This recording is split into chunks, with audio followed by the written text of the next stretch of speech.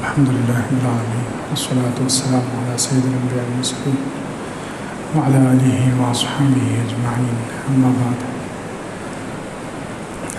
أعوذ بالله من الشيطان الرجيم بسم الله الرحمن الرحيم وإذا حييتم بتحية فحيوا بأحسن منها وردوها إن الله كان على كل شيء حسيبا صدق الله العظيم وقال النبي صلى الله عليه وسلم عود المريض وأطعم الجائع وفك العاني أو كما قال عليه الصلاة والسلام اللهم صل على سيدنا محمد وعلى آل سيدنا محمد وبارك وسلم اللهم صل على سيدنا محمد وعلى آل سيدنا محمد وبارك وسلم اللهم صل على سيدنا محمد وعلى آل سيدنا محمد وبارك وسلم. بزرگان محترم، ایمان کے شعبوں کا الحمدللہ بیان چل رہا ہے. 62 شعبے بیان ہو چکے ہیں. ایمان کا 63واں شعبہ ہے چھینکنے والے کو جواب دینا.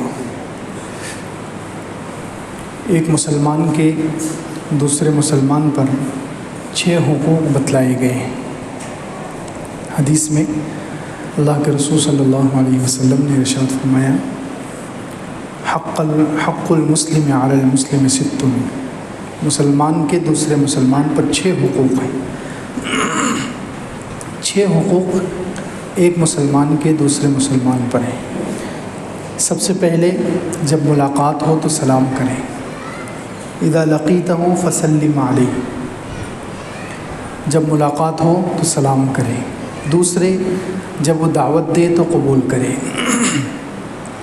جب وہ دعوت دے تو قبول کریں، یعنی اگر اس کا مال حرام نہیں ہے اور وہ دعوت دے رہا ہے اور کوئی بات شریعت کے خلاف مصلحت کے خلاف نہیں ہے تو پھر دعوت قبول کرنا چاہیے. جب وہ دعوت دے تو دعوت قبول کرے. اسی طرح جب وہ بیمار ہو جائے تو اس کی عیادت کرے. جب اس کو چھینک آئے تو چھینک کا جواب دے.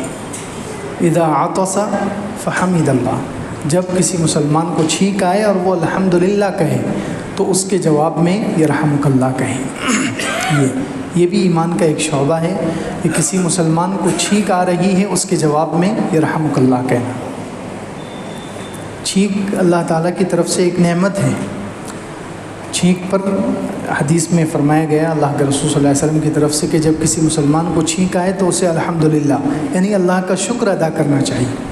اب شکر تو کسی نعمت پر ہوتا ہے، تو کیا چھینک بھی نعمت ہے؟ تو آج کل کے سائنسدانوں نے بھی ریسرچ کی ہے. وہ بھی کہتے ہیں کہ چھینک سے بہت ساری بیماریاں ختم ہو جاتی ہیں. چھینک جو آتی ہے اس کی وجہ سے ناک میں اور دماغ تک جو بہت سارے وائرس اور بہت ساری گرد و غبار کی وجہ سے بہت ساری بیماریاں جو ناک سے لے کر دماغ تک چلی جاتی ہیں وہ چھینک کی وجہ سے ہزاروں بیماریاں دور ہو جاتی ہیں. اس لیے اللہ کے رسول صلی اللہ علیہ وسلم نے 1400 سال پہلے ہمیں سکھا دیا کہ جب چھینک آئے تو انسان الحمدللہ کہے. تو جب کسی مسلمان کو چھینک آئے اور اس نے الحمدللہ کہا تو دوسرے مسلمان جس نے وہ الحمدللہ سنا ہے اس کو چاہیے کہ وہ اس کو دعا دے یرحمک اللہ کہہ کر، اللہ تجھ پر رحم کرے.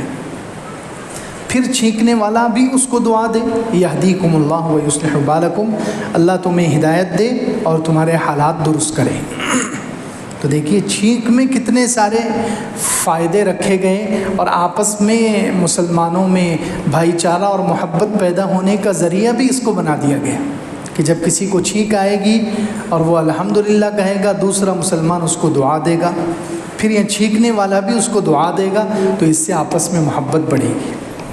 کس کس چیز میں کس کس عمل میں اللہ تعالیٰ نے کتنے فائدے رکھے ہیں. اللہ کا شکر ہے کہ ہم مسلمان ہیں الحمدللہ. تو خیر ایمان کا ایک شعبہ یہ ہے کہ جب کسی مسلمان کو چھینک آئے تو اسے الحمدللہ کہنا چاہیے اور دوسرے مسلمان کو جواب دینا چاہیے. لیکن اگر کسی نے الحمدللہ نہیں کہا تو دوسرے مسلمان پر جواب دینا بھی ضروری نہیں ہے. حدیث میں ہے کہ اللہ کے رسول صلی اللہ علیہ وسلم نے خود یہاں پر قید لگا دی کہ جب کسی کو چھینک آئے اور وہ الحمدللہ کہے تو پھر مسلمان پر ضروری ہے کہ وہ یرحمک اللہ کہہ کر اسے دعا دے. اور یہ اتنی سی دعا پر بعض مرتبہ کسی مسلمان کو چھینک آئی اور اس نے الحمدللہ کہا، اس کے جواب میں اگر یرحمک اللہ کہہ دیا، اتنی سی دعا پر بھی اللہ تعالیٰ انسان کی مغفرت کر سکتے ہیں، جنت دے سکتے ہیں. اس سے پہلے بھی یہ واقعہ کئی مرتبہ سنایا جا چکا. امام ابو داود رحمۃ اللہ علیہ، جو ابو داود شریف حدیث کی مشہور کتاب، 6 صحیح حدیث کی کتابیں ہیں دنیا میں، ان میں سے ایک کتاب ان کی ہے. ان کے بارے میں ہے کہ وہ کشتی میں سفر کر رہے تھے، وہ کشتی میں سمندر میں سفر کر رہے تھے، سامنے سے ایک کشتی آئی اور اس سامنے سے آنے والی کشتی میں کسی مسلمان کو چھینک آئی اور اس نے الحمدللہ زور سے کہا.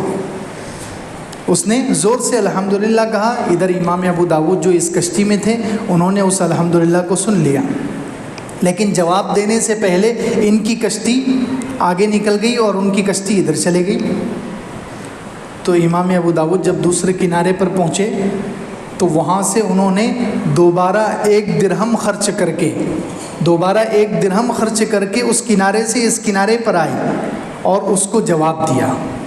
کیونکہ اللہ کے رسول صلی اللہ علیہ وسلم کا حکم ہے کہ جب کسی مسلمان کو چھینک آئے اور وہ الحمدللہ کہے تو دوسرے مسلمان کو چاہیے کہ وہ اس کا جواب دے یرحمک اللہ کہہ کر. یہ ضروری ہے. تو اس لیے وہ 1 درہم خرچ کر کے آئے اور اس کو جواب دیا. جب رات کو سوئے تو خواب میں غیب سے آواز آئی، کسی آواز دینے والے نے آواز دی کہ اے ابو داود، تم نے 1 درہم میں جنت خرید لی. 1 درہم میں جنت خرید لی. تو اس لیے چھینکنے والے کا جواب دینا یہ ایمان کا ایک شعبہ ہے کہ کسی مسلمان کو چھینک آئی اور وہ الحمدللہ کہہ رہا ہے تو مسلمان کو چاہیے کہ وہ جواب دے. 64واں شعبہ ہے ایمان کا بیمار کی عیادت کرنا. جیسے ابھی حدیث بیان کی گئی، اللہ کے رسول صلی اللہ علیہ وسلم فرمائے کہ ایک مسلمان کے دوسرے مسلمان پر 6 حق ہیں. اس میں سے ایک یہ بھی ہے اذا مریض فعدہ، جب کوئی مسلمان بیمار ہو جائے تو تم اس کی عیادت کرو.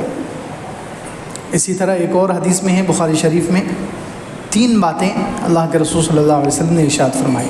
اطعم الجائع، بھوکے کو کھانا کھلاؤ، بھوکے کو کھانا کھلاؤ. عود المریض، مریض کی عیادت کرو.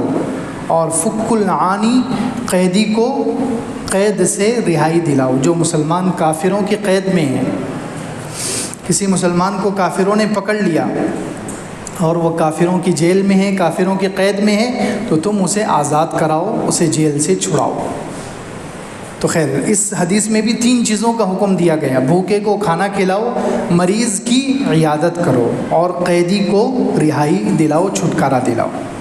تو بیمار کی عیادت کرنا یہ بھی ایک مسلمان کا حق ہے اور ایمان کا اہم شعبہ ہے، اور اس کے بہت سارے فضائل بیان کیے گئے. حدیثوں میں اس کے فضائل وارد ہوئے ہیں، بہت سارے فضائل بیان کیے گئے. ایک حدیث میں ہے اللہ کے رسول صلی اللہ علیہ وآلہ وسلم نے ارشاد فرمایا کہ جو مسلمان کسی دوسرے مسلمان کی عیادت کے لیے جاتا ہے ثواب کی نیت سے، لیکن یہ شرط ہے، دیکھیے ہر کام ہمیں مسلمان کو چاہیے کہ وہ ہر کام ثواب کی نیت سے کرے، ہر کام نیت کے ساتھ کرے، بغیر نیت کے ہمارا کوئی کام نہیں ہونا چاہیے.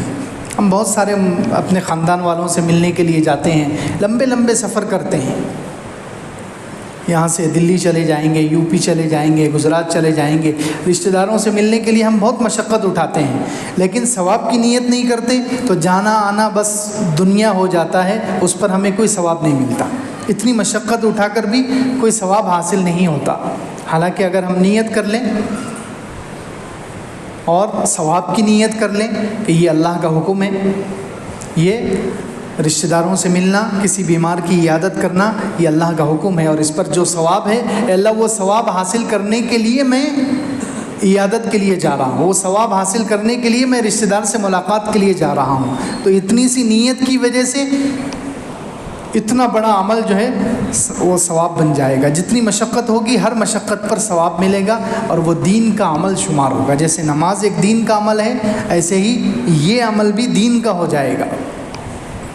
تو اللہ کے رسول صلی اللہ علیہ وسلم نے شرط لگا دی کہ جو مسلمان کسی دوسرے مسلمان کی عیادت کو جاتا ہے، کس لیے؟ ثواب کی نیت سے۔ بہت سارے لوگ یوں ہی چلے جاتے ہیں بغیر نیت کے، یا بہت سارے لوگ جاتے ہیں تو بدلے کی نیت سے جاتے ہیں کہ میں بیمار ہوا تھا تو وہ آیا تھا تو اب میرے لیے جانا ضروری ہے، تو اس کی وجہ سے پورا ثواب بیکار ہو جاتا ہے، کوئی ثواب نہیں ملے گا۔ بدلے کی نیت سے، بدلے کی نیت سے نہیں کہ فلاں ہماری عیادت کو آیا تھا اس لیے ہم بھی اس کی عیادت کو جائیں گے، فلاں ہماری شادی میں آیا تھا ہم بھی اس کی شادی میں جائیں گے، فلاں ہمارے فنکشن میں آیا تھا ہم بھی اس کے فنکشن میں جائیں گے۔ یہ بدلے کی نیت مسلمان نہیں، کافر کرتے ہیں۔ مسلمان تو ثواب کو دیکھتا ہے، جس چیز میں ثواب ہے۔ اب چاہے ہم بیمار پڑے، سامنے والا عیادت کو نہیں آیا، لیکن ہمیں تو ثواب حاصل کرنا ہے، ہمیں تو ثواب حاصل کرنا ہے۔ اور کتنا بڑا ثواب ہے کہ یہ حدیث میں فرمایا کہ جب مسلمان کسی دوسرے مسلمان کی عیادت کو جاتا ہے، یعنی بیمار پرسی کے لیے جاتا ہے، وہ بیمار ہو گیا، اس کو تسلی دینے کے لیے جاتا ہے، ثواب کی نیت سے جاتا ہے، تو لم یزل فی خرفۃ الجنہ، تو وہ مسلسل جب تک کہ واپس نہ آئے وہ جنت کے باغ میں ہوتا ہے، جنت کے گویا پھل توڑ رہا ہے، پھل چن رہا ہے۔ جتنی دیر وہ اس کے پاس رہے گا وہ جنت کے پھل چن رہا ہے۔ وہ جتنی دیر بیمار کے پاس رہے گا، جتنی دیر اس سفر میں اس کو وقت لگے گا، جتنا ٹائم لگے گا جانے آنے میں، وہ مسلسل لم یزل فی خرفۃ الجنہ، وہ مسلسل جنت کے پھل چنتا ہے، جنت کا ثواب حاصل کر رہا ہے، گویا وہ جنت میں ہے۔ اتنا بڑا عمل ہے۔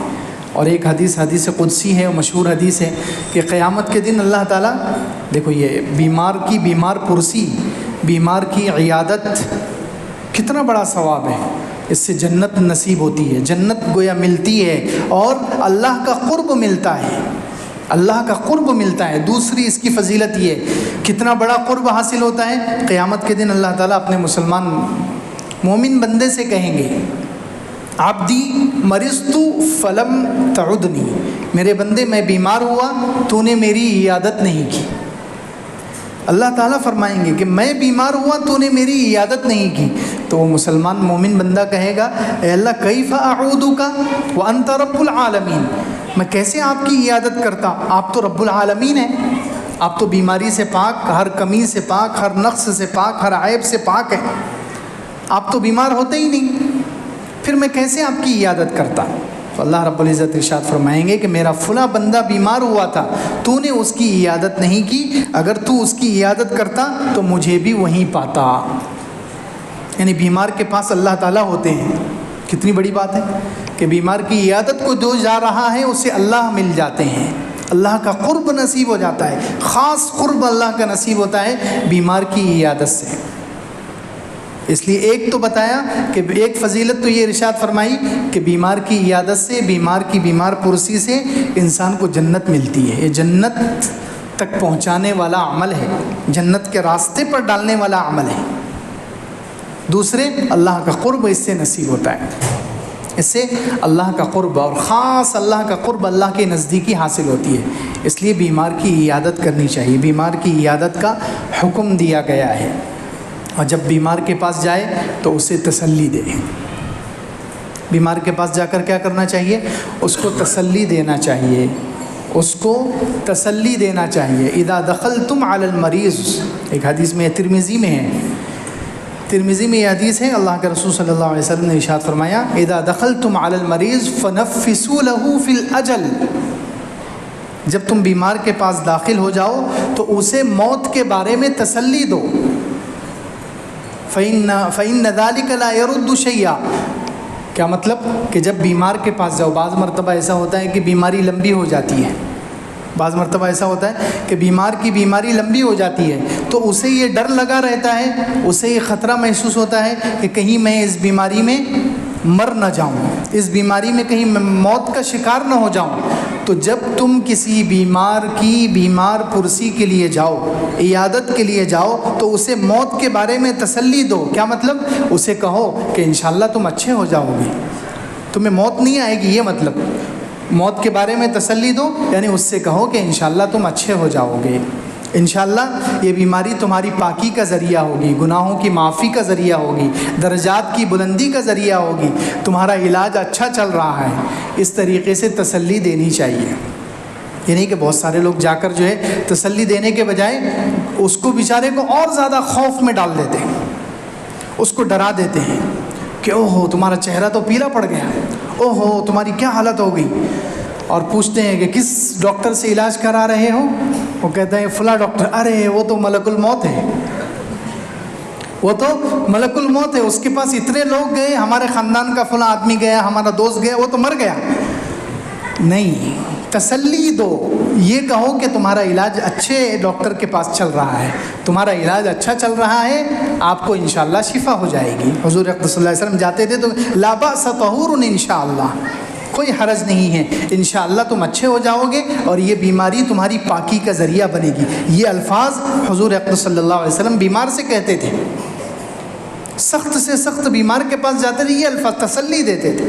تو فرمائیں اذا دخلتم علی المریض فنفسوا له فی الاجل، جب تم بیمار کی بیمار پرسی کے لیے جاؤ تو اسے موت کے بارے میں تسلی دو، یعنی اس سے کہو کہ انشاءاللہ کچھ نہیں ہوگا، تمہاری بیماری اچھی ہو جائے گی، تم اچھے ہو جاؤ گے، یہ بیماری تمہاری پاکی کا ذریعہ بنے گی، درجات کی بلندی کا ذریعہ بنے گی، تمہارا علاج اچھا چل رہا ہے۔ اس طریقے سے اس کو تسلی دو۔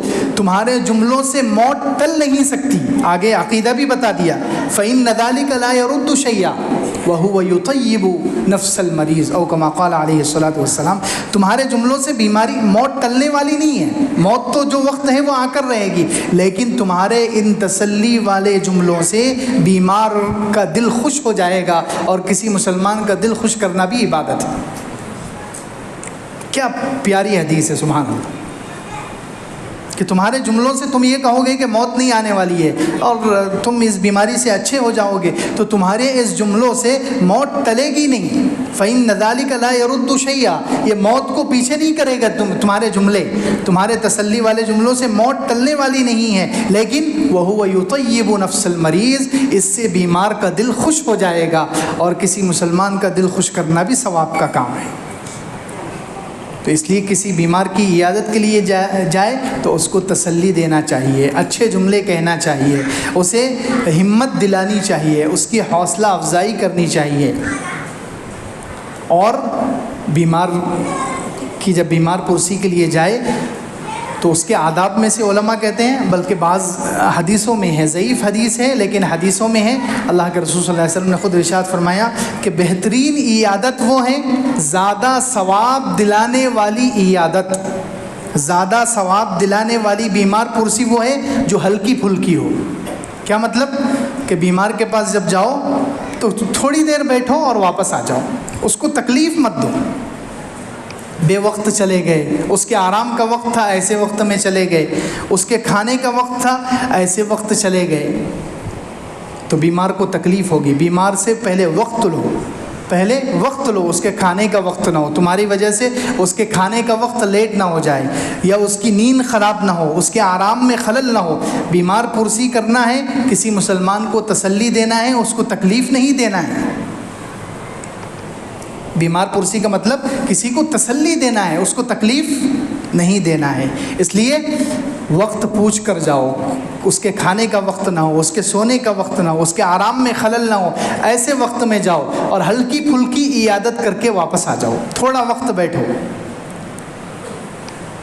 عبداللہ ابن مبارک رحمۃ اللہ جو مشہور محدث ہیں، ان کے بارے میں ہے کہ ایک مرتبہ وہ بیمار ہو گئے، فقیہ بھی ہیں، امام بخاری کے استاد ہیں عبداللہ ابن مبارک رحمۃ اللہ علیہ۔ وہ ایک مرتبہ بیمار ہو گئے، تو اب وہ تو بہت بڑے محدث تھے، لاکھوں کروڑوں لوگ ان کے چاہنے والے تھے، لاکھوں لوگ ان کے چاہنے والے۔ اب جو وہ بیمار پڑے تو عیادت کرنے والوں کا، بیمار پرسی کرنے والوں کا تانتا بن گیا، لائن لگ گئی، لوگ آ رہے ہیں آ رہے ہیں آ رہے ہیں، آرام کا خیال نہیں کر رہے۔ ایک آدمی آیا اور بیٹھ گیا، اب وہ اٹھنے کا نام ہی نہیں لے رہا۔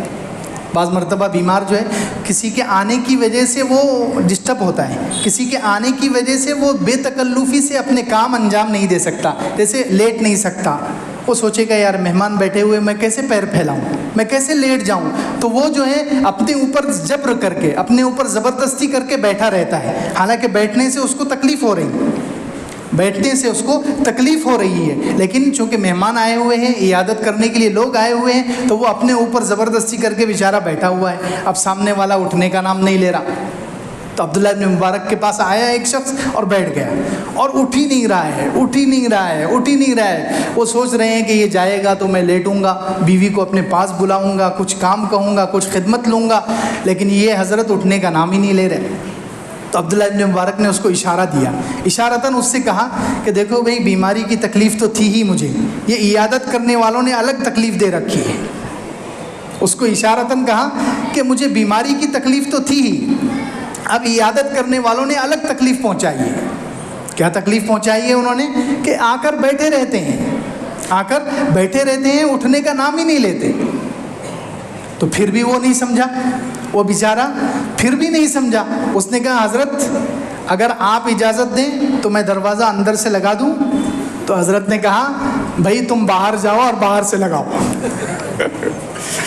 حضرت نے اس سے کہا, ابھی بھی بیچارہ سمجھ ہی نہیں رہا, اس کو ہی کہہ رہے ہیں لیکن وہ سمجھ رہا ہے کہ دوسروں کو کہہ رہے ہیں, وہ سمجھ رہا ہے دوسروں کو کہہ رہے ہیں. تو عبداللہ ابن مبارک رحمۃ اللہ علیہ نے اس سے کہا کہ ٹھیک ہے دروازہ تو لگاؤ لیکن باہر سے لگاؤ. تو بیمار کو تکلیف نہیں دینا چاہیے. بیمار پرسی کے لیے جائے تو حدیث میں ہے کہ وہ بیمار پرسی سب سے اچھی ہے, زیادہ ثواب دلانے والی ہے جو ہلکی پھلکی ہو, یعنی تھوڑا وقت بیٹھ کر انسان واپس آ جائے. جب بیمار ہو جائے تو اسے کھانے پینے میں گھر والوں کو بھی اور باہر والے جو عیادت کے لیے آ رہے ہیں ان کو زبردستی نہیں کرنی چاہیے. یہ بھی ترمذی میں حدیث ہے, لا تکرہوا مرضاکم علی الطعام والشراب. اپنے بیماروں کو کھانے پینے میں زبردستی مت کرو, ان کا جو مزاج ہے وہ کھائے گا. بیمار کا جو مزاج ہے وہ اپنے مزاج کے اعتبار سے کھائے گا. گھر والے بھی عام طور پر اور باہر والے بھی لیجئے یہ کھائیے, زبردستی کرتے ہیں.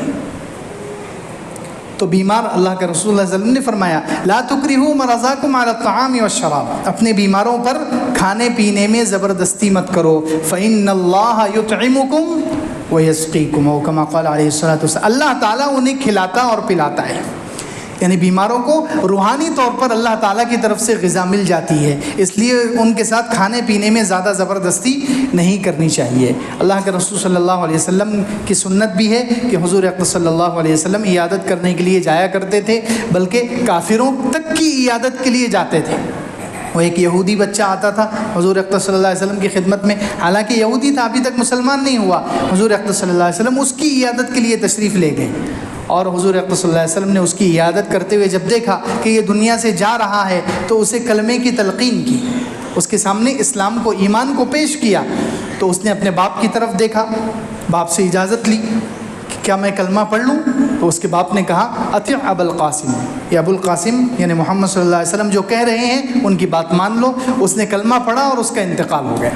تو حضور اقدس صلی اللہ علیہ وسلم نے بہت خوش ہوئے کہ اللہ رب العزت نے ایک آدمی کو میری وجہ سے جہنم سے بچا لیا. تو خیر عیادت کرنا چاہیے, عیادت جو ہے ایمان کا ایک شعبہ ہے, حضور اقدس صلی اللہ علیہ وسلم کی ایک سنت ہے. اللہ رب العزت ہمیں عمل کی توفیق عطا فرمائے. آمین. وآخر دعوانا الحمدللہ.